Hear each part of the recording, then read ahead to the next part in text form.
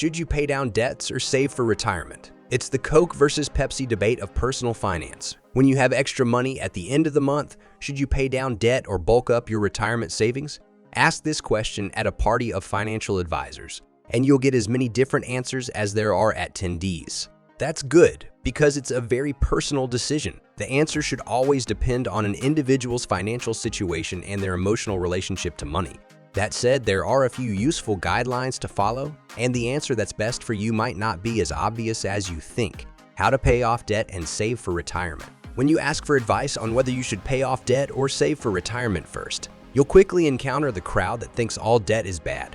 They'll tell you to pay off your credit card balances, car loans, and even your mortgage as soon as possible. Equally as passionate is the group we'll call the Pay Yourself First believers. They argue that not all debt is created equal.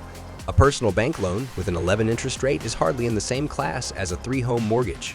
Pay Yourself Firsters believe there is bad debt and good debt. The Pay Yourself First faction offers their own simple rule.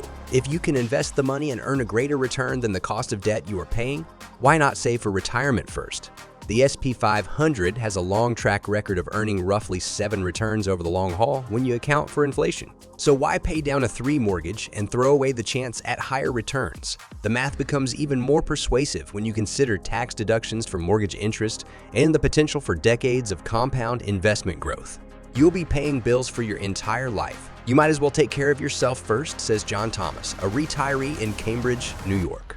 As always, the truth is somewhere in the middle, and where you fit in that middle ground depends on your circumstances. Follow these 5 simple steps to figure out the right course of action for yourself. Number 1, evaluate your debts.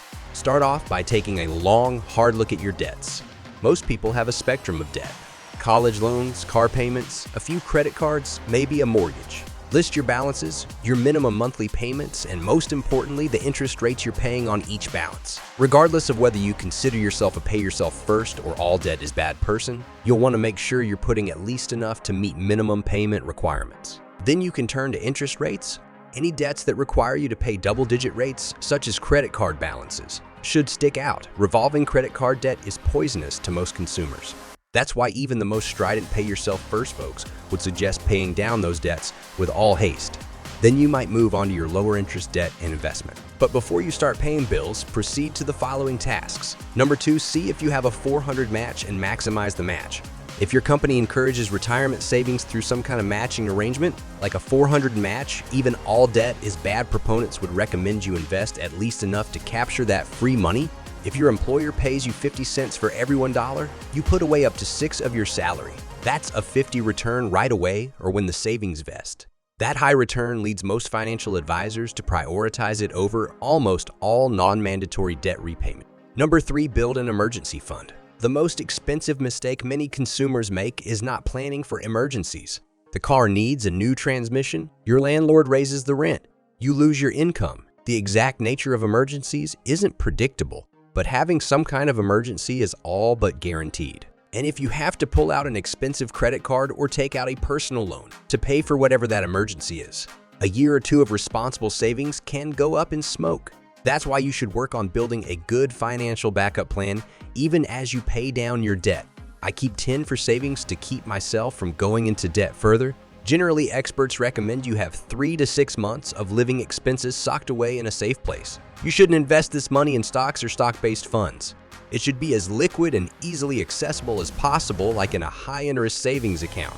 If you can't afford to meet your minimum debt payments, build emergency savings and save for retirement. You have options. For instance, you can save for an emergency today while also preparing for the future with a Roth IRA. Money deposited in a Roth IRA can be withdrawn without incurring penalties or taxes, making this individual retirement account an ideal impromptu emergency fund if you need money in a pinch. A couple of words of warning though, any earnings your money makes, whether that's interest, market returns, or dividend payments, cannot be taken out without a 10 penalty plus taxes.